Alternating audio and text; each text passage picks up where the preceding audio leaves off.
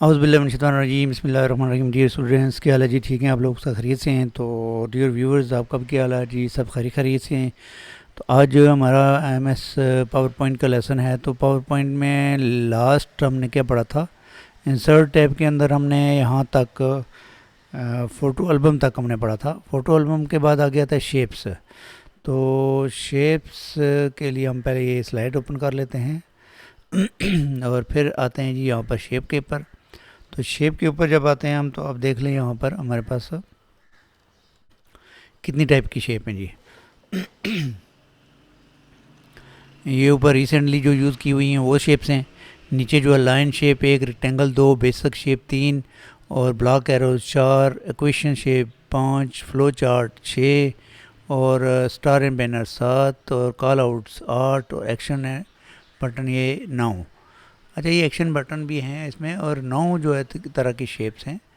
तो हम पहले लाइन से शुरू करते हैं। कोई भी लाइन अगर लेनी हो आपने यहाँ पर, तो ये ऐसे आप लाइन ले सकते हैं और इसका शेप टैब भी आ जाता है, लेकिन उसके ऊपर बाद में डिस्कस करते हैं। पहले हम शेप्स देख लेते हैं। और यहाँ पे कुछ ये शेप भी है, इसको अगर आप लेंगे तो ये इस तरह की शेप बनती है। इसका ये येलो नोड जो है इसको इस तरह रीशेप करने में मदद देता है।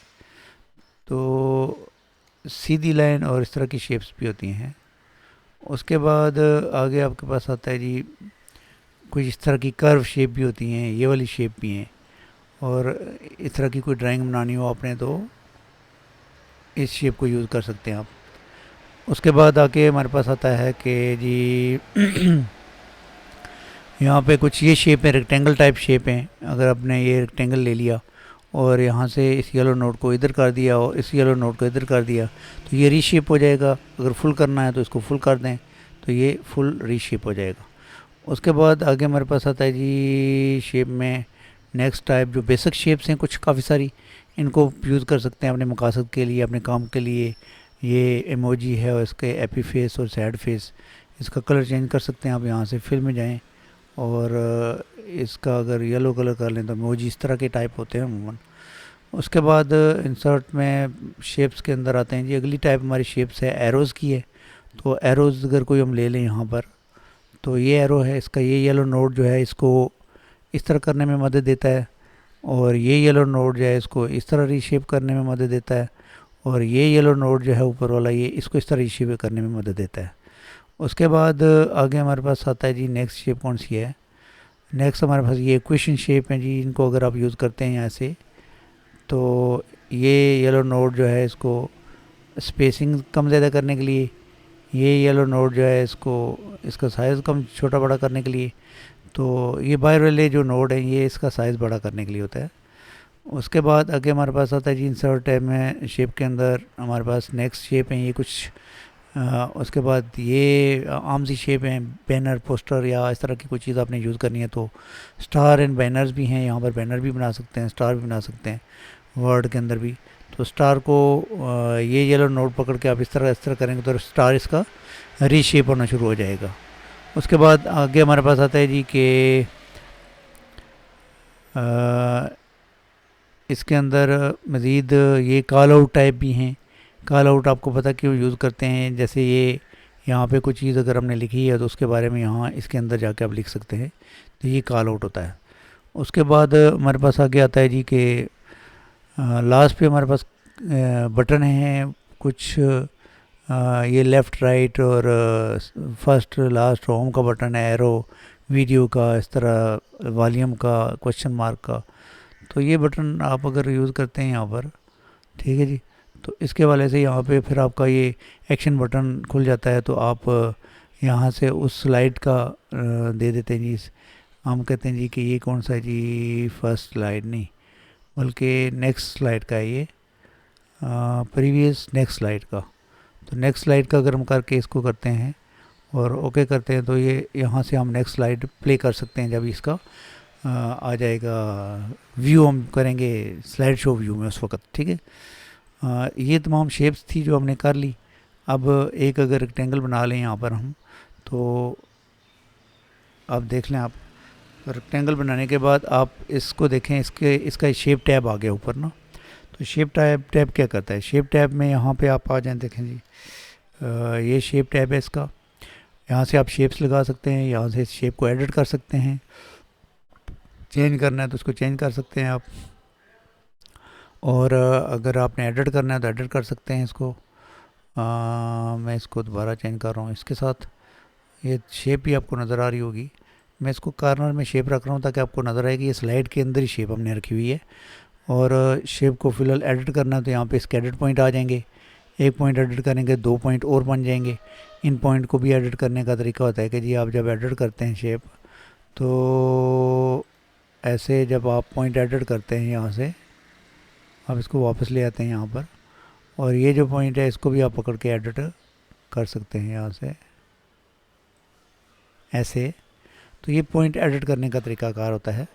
किसी भी शेप को एडिट करने के लिए इसको हम यूज़ करते हैं। उसके बाद शेप को मैं डिलीट कर देता हूँ यहाँ पे। अच्छा, शेप दोबारा लेनी पड़ेगी क्योंकि शेप की वजह से ये हमारा टैब नज़र आएगा। तो ये शेप है और यहाँ पे ये जो है दूसरा है, ये टेक्स्ट बॉक्स है। अच्छा, टेक्स्ट बॉक्स और शेप में फ़र्क सिर्फ यही होता है कि इसके अंदर आप डायरेक्ट टेक्स्ट लिखते हैं।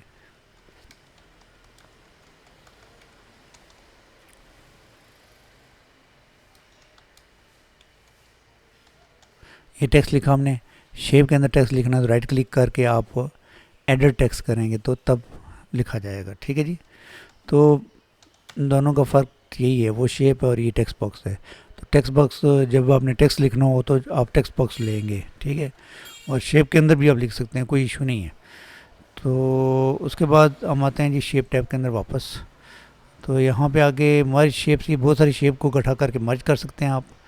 फॉर एग्ज़ाम्पल एक शेप है और एक शेप ये है, ठीक है। और इन दोनों को अगर हम सेलेक्ट करें तो तब देखेंगे कि मर्ज वाला ऑप्शन आ गया है यहाँ पर। तो ये यूनियन कर सकते हैं, कंबाइन, फ्रेगमेंट, इंटरसेक्ट, सब्ट्रैक्ट, ये ऑप्शन है। यूनियन इकट्ठा कर सकते हैं इन दोनों को आप इस तरह। कंबाइन में ये कंबाइन में भी इकट्ठा हो सकता है। इसके अंदर जो दोनों का जो हिस्सा कंबाइन है ना वो नज़र आ रहा है हमें। और फ्रेगमेंट में ऐसे होता है ये। और इंटरसेक्ट में दोनों गायब हो जाएंगे, जो दोनों में कॉमन हिस्सा होगा या ये वाला, ये इंटरसेक्ट होता है। और सब्ट्रैक्ट में जो है कि जो दोनों में मेन है, मेजर है, ये दोनों का जो हिस्सा ये ख़त्म हो जाएगा और जो रह जाएगा ये सब्ट्रैक्ट होगा। तो इस तरह आप दो शेप को आप इस तरह मर्ज भी कर सकते हैं। और उसके बाद आगे क्या है जी, यहाँ पे शेप को आप कलर कर सकते हैं। ये कलर है जी, कलर कर दिया। तो ये बने बनाए कलर हैं, इनको आप यूज़ कर सकते हैं। यहाँ पर काफ़ी सारे हैं, थीम अदर फिल्स में भी हैं, तो इनको आप यूज़ कर सकते हैं। उसके बाद यहाँ से शेप को फिल कर सकते हैं। शेप का कलर आप यहाँ से फिल कर सकते हैं। और फिल के अंदर क्या क्या होता है ये भी देख लें। फिल के अंदर फिर अगर हम आएँ तो यहाँ पे आई ड्रॉपर से कोई कलर भी फिल कर सकते हैं, नो फिल भी कर सकते हैं। नो फिल में फिल ख़त्म हो जाएगा। और पिक्चर भी लगा सकते हैं आप। यहाँ से जाएं, फाइल मेन्यू में जाएं और यहाँ से एक पिक्चर लगा दें, तो ये पिक्चर भी लगा सकते हैं आप फिल के अंदर। उसके बाद आप फिल के अंदर और क्या कर सकते हैं जी, ग्रेडियंट भी लगा सकते हैं। ये ग्रेडियंट है जी, ग्रेडियंट एक से ज़्यादा कलर को कहते हैं, वो भी लगा सकते हैं। फिल ऐड कर सकते हैं फिल में। टेक्सचर भी आप फिल में डाल सकते हैं यहाँ से। तो ये क्लिक करें तो आप फिल में टेक्सचर भी डाल सकते हैं। उसके बाद आपकी मर्ज़ी है, जो भी चीज़ डालनी है आप डालें। और अभी ये ब्लू कलर है, उसके ऊपर हम जो है ना रेड कलर डाल देते हैं। उसके बाद आउटलाइन का मतलब ये है कि इसकी बॉर्डर को हम चेंज कर सकते हैं। ये मैंने येलो आउटलाइन लगा दी, आप देखें इसका आउटलाइन लग गई। उसके बाद आउटलाइन की जो है वो शेप बड़ी छोटी कर सकते हैं। अच्छा, ये वाला जो है ना हमने पिक्चर में भी पढ़ा था, आउटलाइन वाला। कल मैंने पिछले ट्यूटोरियल में बताया था, स्केच आउटलाइन लगानी है तो स्केच लगा सकते हैं आप, ऐसे ही आउटलाइन। उसके बाद इसके अंदर डैशेस में भी लगा सकते हैं आप ये। तो ये आउटलाइन भी आप लगा सकते हैं। और आउटलाइन ख़त्म करनी है तो ख़त्म कर सकते हैं। शेप फैक्ट में आप इसके ऊपर ये चीज़ें सारी लगा सकते हैं। आप शेप फैक्ट देख लें गौर से, ये कल पिक्चर में भी हमने लगाए थे। शेडो दे सकते हैं इसके नीचे पीछे, रिफ्लेक्शन कर सकते हैं इसके नीचे, देख लें। और ग्लो दे सकते हैं, इसके बॉर्डर के बाहर आपको ग्लो करता हुआ कलर नज़र आएगा। सॉफ्ट एजेस कर सकते हैं आप इसके, 3D रोटेशन कर सकते हैं। ये पिछली वीडियो में हमने बड़ी डिटेल में डिस्कस किया था। इसके अंदर जो टेक्स्ट है उसको इफेक्ट दे सकते हैं आप। ये देखें जो टेक्स्ट लिखा हुआ है उसके अंदर इफेक्ट आ रहे हैं। इस शेप में नज़र रखें, आपको सारी चीज़ें नज़र आएंगी। मैं इसको थोड़ा बड़ा कर लेता हूँ ताकि आपको नज़र आए यहाँ पर। और इफेक्ट जो है वो आप देख लें, इफेक्ट आ रहे हैं इसके अंदर। तो इफेक्ट के बाद आप इसके अंदर टेक्स्ट को फिल भी दे सकते हैं। टेक्स्ट को हमने कहा जी येलो कलर नहीं बल्कि ग्रीन कलर कर दो। टेक्स्ट को बॉर्डर भी लगा सकते हैं जी, हमने कहा जी इसका जो बॉर्डर है ब्लू कर दो। ठीक है जी। उसके बाद बॉर्डर के अंदर ये चीज़ें हैं, वेट और डैशेस, ये सारा हमने पहले किया है तो ये आप देख लेंगे। उसके बाद इफेक्ट, टेक्स्ट इफेक्ट है जो उसके अंदर भी कुछ हैं जी। आप शेडो दे सकते हैं टेक्स्ट को, ये इफेक्ट हमने ऑलरेडी पहले डिस्कस किए थे। रिफ्लेक्शन दे सकते हैं टेक्स्ट को। यहाँ पे अगर देखें आप तो टेक्स्ट को रिफ्लेक्शन आ रहा है, तो रिफ्लेक्शन के बाद ये देखें टेक्स्ट के नीचे रिफ्लेक्ट हो रहा है। ग्लो दे सकते हैं टेक्स्ट को जी, टेक्स्ट के बॉर्डर के बाहर आप कोई कलर दे, ग्लो करता हुआ, चमकता हुआ नज़र आएगा। 3D टेक्स्ट को भी दे सकते हैं। ट्रांसफॉर्मेशन में टेक्स्ट को इस तरह कर सकते हैं, इस तरह कर सकते हैं, ये सारी ट्रांसफॉर्मेशन टेक्स्ट को कर सकते हैं। तो अल्टरनेटिव टेक्स्ट के बारे में मैंने पिक्चर में बताया था कि इसके अंदर हम इसके बारे में तफसील लिख देंगे। जब अल्टरनेटिव टेक्स्ट के ऊपर आप क्लिक करेंगे तो यहाँ पे आप इस शेप के बारे में जो कोई लिखना लिख देंगे तो ये अल्टरनेटिव टेक्स्ट होता है। उसके बाद क्या आता है जी आगे हमारे पास shape to send to back, bring forward. इसमें ये होता है कि जी आप ना अगर एक और शेप ले लेते हैं यहाँ पर, तो आप देख लें दो शेप हैं यहाँ पर, एक यहाँ पे है और एक यहाँ पे है। ठीक है जी। तो सेंड टू बैक करेंगे तो ये पीछे चली जाएगी ऊपर वाली, ब्रिंग फॉरवर्ड करेंगे तो ये सामने आ जाएगी। ये इन दोनों का काम है। सिलेक्शन पेन में आपको ये दोनों पिक्चरें दिखाएगा, शेप दिखाएगा, इनको हाइड कर देगा। ठीक है, यहाँ से, और शो भी कर देगा। तो उसके बाद अच्छा जी आगे अलाइनमेंट, ये top, centre, bottom, right, left, right alignment देख लें। दोनों को ग्रुप करना है तो शिफ्ट दबा के दोनों को सिलेक्ट करें और यहाँ से ग्रुप कर दें। ठीक है। और अनग्रुप करना है तो दोनों को अनग्रुप कर दें। तो रोटेट करना है तो यहाँ से आप इनको रोटेट कर सकते हैं। ऐसे रोटेट करने के बाद आगे हमारे पास ऑप्शन इसका साइज़ का आता है। जो साइज़ क्या होता है जी, हाइट, ये इसकी हाइट साइज़ कम ज़्यादा कर सकते हैं। हाइट को कर रहा हूँ मैं अभी, विड्थ को कर सकता हूँ ऐसे। तो ये इसका साइज़ है। तो ये हमारा जो टैब था शेप फार्मर टैब, ये हमारा क्लियर हो गया और ये शेप के हवाले से ही था। उसके बाद इंसर्ट में आगे हमारे पास क्या आता है जी, आगे हमारे पास शेप को मैं डिलीट कर देता हूँ। इंसर्ट में आगे हमारे पास आइकॉन्स आते हैं। तो आइकॉन्स क्या होते हैं, आइकॉन बेसिकली जो है वो मोबाइल में भी आप जब कभी व्हाट्सएप में मैसेज करते हैं तो वहाँ पे आइकॉन नज़र आते हैं। ये ऑनलाइन ऑफिस में नज़र आते हैं, वैसे ऑफलाइन में ये आपको आइकॉन नज़र बिल्कुल भी नहीं आएंगे। ठीक है। अभी ये आइकॉन को डाउनलोड कर रहा है, अपलोड कर रहा है, तो अपलोड करने के बाद ये दिखाएगा आपको कि ये आइकॉन होते हैं सारे। ठीक है जी। तो गो प्रीमियम जाके आप कर सकते हैं, इन आइकॉन को आप यूज़ कर सकते हैं। और इसमें इमेज भी हैं, यहाँ पे देखें स्टॉक इमेज भी हैं। उसके बाद call out, sticker, video, Illustrator, cartoon people. तो हमने आइकॉन देखने हैं। कोई एक आइकॉन अगर आप ले लेते हैं, यहाँ पर इंसर्ट करते हैं इसको, तो ये आ गया आइकॉन। तो मैं इसको थोड़ा बड़ा कर लेता हूँ, आपको नज़र आए। तो आइकॉन के ऊपर ग्राफिक जो फार्मेट टैब आता है उसमें तकरीबन कन्वर्ट शेप कर सकते हैं आप इसको, इसका फिल, इसकी आउटलाइन, इसकी इफेक्ट, उसके बाद अल्टरनेटिव टेक्स्ट, ये अलाइनमेंट, ग्रुप, रोटेट, क्रॉप, ये सारी चीज़ें पिक्चर और शेप से रिलेटेड इसके अंदर आती हैं। जो हम पिक्चर और शेप में पढ़ चुके हैं, अभी इसको रिपीट करने का मकसद कोई नहीं है। तो आप समझ लें कि ये वही चीज़ें सारी, तो आप उसको वहाँ से पिछले लेसन, इसी लेसन के अंदर पिक्चर शेप के बारे में बताया। 3D मॉडल भी जो होते हैं वो क्या होते हैं जी, यहाँ पर आप क्लिक करें। 3D मॉडल अगर आपने डिवाइस में से लेने हैं तो वो ले सकते हैं। और वैसे मैं आपको दिखा देता हूँ, please wait while we load 3D model. तो ये ऑनलाइन में इंटरनेट से जो है ना आपको डाउनलोड करके दिखाता हूँ कि 3D मॉडल ये चीज़ें होती हैं। ये आपको पता होगा 3D मॉडल होते क्या हैं। हर चीज़ से रिलेटेड 3D मॉडल हैं।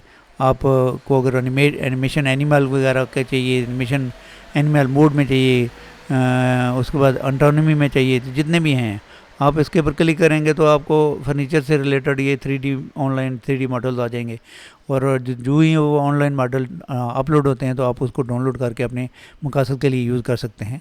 ठीक है, तो यहाँ पे एक फॉर एग्ज़ाम्पल ये टेबल है, तो इसको टेबल को मैं सिलेक्ट करके इंसर्ट करता हूँ, तो यहाँ पे हमारे पास ये इंसर्ट हो जाएगा उसके अंदर, स्लाइड के अंदर, और इसको आप अपनी स्लाइड में किसी भी तरीके से यूज़ कर सकते हैं। जैसे अभी वो डाउनलोड हुई थी हमारा आइकन, इसी तरह ये भी डाउनलोड हो जाएगा। अभी फ़िलहाल मैं कैंसिल कर रहा हूँ, इसका कोई काम नहीं है। स्मार्ट आर्ट ग्राफिक क्या होता है जी? स्मार्ट आर्ट ग्राफिक यहाँ पे आप देखें, ये स्मार्ट आर्ट ग्राफिक है, इनके अंदर हम अपने डाटे को ऐड करते हैं, और डाटे को ऐड करके हम अपना जो चीज़ हम एक्सप्लेन करना चाहते हैं वो चार्ट और शेप की शक्ल में एक्सप्लेन करते हैं। तो यहाँ चार्ट की किस्म प्रोसेस में कोई ऐसा डाटा जो एक जगह से शुरू हुआ है और दूसरी जगह पहुँचते पहुँचते उसका प्रोसेस लगता है, उसमें ये यूज़ करते हैं साइकिल, कोई सर्कल में जो चीज़ होती है, जैसे सूरज ज़मीन सूरज के चक्कर मुकम्मल करती है, तो ये एक साइकिल में आता है। हैचरी में रिलेशन और इस तरह की बहुत सारी चीज़ें होती हैं, रिलेशन वाला भी है, मैट्रिक्स बिजनेस के बारे में भी है, और ये काफ़ी सारे हैं। तो हम ये वाला यूज़ करेंगे क्योंकि इसमें मैं आपको डिटेल में बताऊंगा कि ये सिलेक्ट करके जब हम इसको ओके करेंगे तो यहाँ पे हमारे पास ये आ जाएगा। ठीक है, ये देख लें आगे हमारे पास इसके अंदर क्या है जी, हम अपना फैमिली का शजरा बना सकते हैं, और उसके बाद दादा के बेटों के नाम ऐड कर सकते हैं, और फैमिली शजरा या जो भी किसी कंपनी का ऑर्गेनाइजेशन तंजीमी ढांचा जो है वो हम यहाँ पे बयान कर सकते हैं। तो ऊपर CEO होगा, इंचार्ज होगा, उसके नीचे उसके काम करने वाले लोग, यहाँ पे दादा है, उनके बेटे हैं, और उनके बेटे आगे नीचे आ जाते हैं। तो इसका जो डिज़ाइन फार्मेट टैब है यहाँ पर अगर आप और से देखें तो ये आता है जी, इसके अंदर शेप ऐड करनी है। ठीक है, अब हमने ये शेप सेलेक्ट की हुई है, ये सन की ना, तो इसके बिफ़ोर आफ्टर हमने शेप ऐड करनी है। ठीक है, तो यहाँ पे जाएंगे हम, और यहाँ पे देखें आफ्टर शेप ऐड करनी है, तो ये इसकी आफ्टर शेप ऐड होगी। फिर इससे बिफ़ोर ऐड करनी है तो आप क्लिक करें, इसके बिफ़ोर शेप ऐड हो जाएगी, इसके बिफ़ोर ऐड होगी। और अब इसके नीचे हम शेप ऐड करना चाहते हैं, तो बिलो शेप ऐड हो जाएगी इसके अंदर। देखिए इसके नीचे शेप ऐड होगी यहाँ पे, और इससे ऊपर अगर इन दोनों के दरमियान शेप ऐड करनी है तो यहाँ पे आप क्लिक करके अब वो शेप ऐड कर सकते हैं। तो अब देखें इसके ऊपर शेप ऐड होगी। तो ये शेप ऐड करने के लिए टेक्स्ट पेन के अंदर भी आप टेक्स्ट लिख सकते हैं यहाँ पर। तो यहाँ पे लिखेंगे तो उसके अंदर लिखा जाएगा, ये देख लें लिखा जा रहा है। टेक्स्ट पेन में लिखने की ज़रूरत नहीं होती है, आप डायरेक्ट इसके अंदर ही लिख सकते हैं ऐसे। तो प्रमोट, अच्छा जैसे ये है कि ये नीचे है FF वाला, इसको प्रमोट करके हमने ऊपर लाना है तो ये ऊपर आ जाएगा, और अगर डी प्रमोट करके नीचे ले जाना है तो नीचे चला जाएगा, और अगर इसका इसका एंगल लेफ़्ट राइट करना है तो लेफ़्ट राइट हो जाएगा, और मूव अप डाउन करना है तो अप डाउन भी कर सकते हैं आप, और यहाँ से इसकी टाइप भी चेंज कर सकते हैं। देख लें ये सारी, ये टाइप रखनी है, ये रखनी है, ये रखनी है, ये रखनी है, तो सारी टाइप चेंज कर सकते हैं आप। इसको कलर कर सकते हैं आप, इसको 3D कलर दे सकते हैं यहाँ से आप, और जो भी स्टाइल देना है वो दे दें। फिर रीसेट कर सकते हैं इसको। अच्छा, ये कन्वर्ट कर सकते हैं, किसमें कन्वर्ट टू टेक्स्ट भी कर सकते हैं, कन्वर्ट टू शेप भी कर सकते हैं आप इसको। उसके बाद देखिए फार्मेट टैब में अगर हम आ जाएँ तो यहाँ पे फार्मेट टैब कोई नई चीज़ नहीं है। इससे एक शेप को सिलेक्ट करके आप यहाँ से इसका स्टाइल चेंज कर सकते हैं शेप का। फॉर एग्ज़ाम्पल ये शेप आप कहते हैं कि मैं इसको लगाना चाहता हूँ तो ये शेप लग जाएगी। उसके बाद लार्जर स्मॉलर इसको कर सकते हैं, उस शेप को आप यहाँ से कलर कर सकते हैं ऐसे। और उसके बाद आगे जो है हमारे पास आ जाता है फिल। फिल जो है मैं अभी आपको पीछे शेप में पढ़ा चुका हूँ, इसके अंदर कलर फिल कर सकते हैं, पिक्चर, ग्रेडियंट, टेक्सचर, वो शेप वाला फिल इसी वीडियो के अंदर आप शुरू स्टार्ट में देखेंगे। आउटलाइन इसी शेप को लगा सकते हैं आप, और इफेक्ट ये भी इसी वीडियो में ये text effect, text fill, outline, ये सारी चीज़ें हमने इसी वीडियो में पीछे डिस्कस की हैं। अभी कोई 5 मिनट पीछे पहले आप जब वीडियो स्टार्ट करेंगे तो ये सारी चीज़ें आपको स्टार्ट में मिल जाएंगी। तो ये इसको कहते हैं स्मार्ट आर्ट ग्राफिक। तो स्मार्ट आर्ट ग्राफिक जो है ये बहुत इंपॉर्टेंट चीज़ है। आप अपने डाटे को इन शेप में एक्सप्लेन करके एक बड़े डाटे को छोटे डाटे में शो करके अपना जो मकसद हासिल कर सकते हैं। उसके बाद आता है जी चार्ट। तो चार्ट का मतलब ये होता है कि यहाँ पे ये चार्ट की टाइप हैं, लाइन, पाई, बार, तो ये सारा एक्सेल का सब्जेक्ट है। एक्चुअली चार्ट एक्सेल में बनता है, इसमें ऑटोमेटिक कैलकुलेशन होती है, और कैलकुलेशन करने के बाद फिर उसके अंदर चीज़ें ऐड होती हैं। तो एक्सेल में हम ऑलरेडी पढ़ चुके हैं, एक्सेल की वीडियो पड़ी हुई हैं, आप चैनल पे देख सकते हैं, वहाँ पे चार्ट के बहुत सारे लेसन हैं जो मैंने पढ़ाए हैं और बताए भी हैं। तो यहाँ पे एक चार्ट हम बनाएंगे, ये वाला चार्ट हम यूज़ करेंगे। तो ये चार्ट सेलेक्ट करके इसको ओके करेंगे तो यहाँ पे चार्ट आ जाएगा। तो चार्ट जो ही आएगा फिर साथ ही एक्सेल भी आएगा। ये एक्सेल आ गया।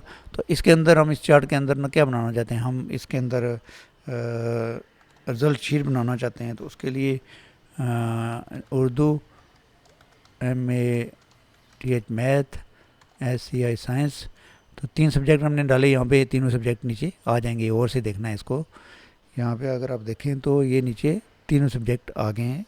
ये इसको लेजेंड कहते हैं। और अब यहाँ पे लड़कों के या स्टूडेंट के नाम डालेंगे, अली और होरम, नुमान, ये हमने नाम डाल दिए। तो यहाँ पे ये सारे नाम आ जाएंगे। अगर आप देखें तो यहाँ पे ये नाम आ रहे हैं, ठीक है। तो ये नाम आ जाएंगे। इसके अंदर एक नाम और भी है, उसको डालते हैं, ठीक है जी। नाम डाल दिया हमने। अब इसके अंदर ये नंबर डालेंगे और नंबर के हिसाब से ये हमारी जो बार हैं ये अप डाउन हो जाएंगी।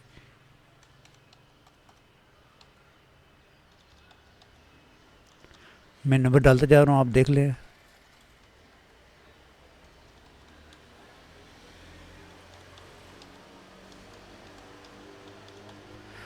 ये नंबर डाल दिए। अब हमने एक्सेल का ये मुकम्मल कर लिया, तो एक्सेल को हम क्लोज कर देंगे और अब हम वर्ड में इसमें काम करेंगे।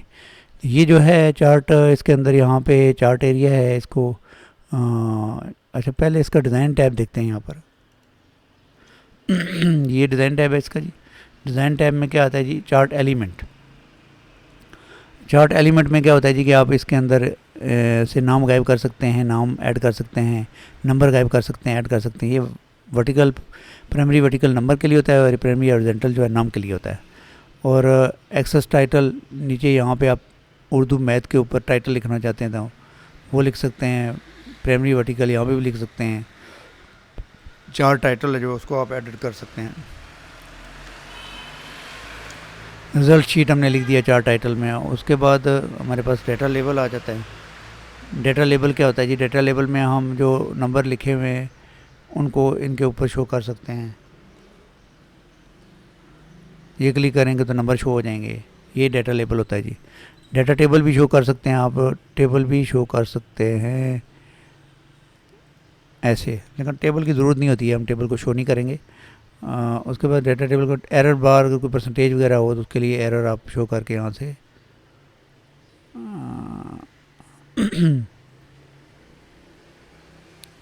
ऐसे एरर बार शो कर सकते हैं कि इसमें एरर है। ग्रेड लाइन जो इसके पीछे हैं उनको हम चेंज कर सकते हैं ऐसे। और लेजेंड जो हमारे पास नीचे उर्दू मैथ लिखा हुआ है उसको लेफ़्ट, राइट, टॉप, बॉटम हम लेके जा सकते हैं, ठीक है। ट्रेंड लाइन में ओस इसकी चेक कर सकते हैं जी, हम उर्दू की ओस चेक करना चाहते हैं तो ये हमें लाइन लगा के जो है ना, ये देखें एक लाइन लगा के उसने ओस चेक करके दे दिया मैं। अच्छा इसका मैं फिल कर लूँ ताकि आपको नज़र आए कि इसके अंदर इसके बैकग्राउंड पे हो क्या रहा है। ये फिल हो गया ना, तो अब आपको नज़र आएगा कि इसके अंदर क्या हो रहा है। अच्छा ये चार्ट एलिमेंट सारे हमारे क्लियर हो गए। ये देख लें सारे, ये सारे चार्ट एलिमेंट हमने कर लिए। क्विक लेआउट में ये होता है कि अगर आप कोई डिज़ाइन बना बनाया यूज़ करना चाहें तो यहाँ से क्विक से भी बना बनाया यूज़ कर सकते हैं, पर हमने खुद बना लिया तो इसकी ज़रूरत नहीं है। कलर चेंज कर सकते हैं आप इन बार का ऐसे यहाँ से स्टाइल चेंज कर सकते हैं इनका, इनकी टाइप चेंज कर सकते हैं।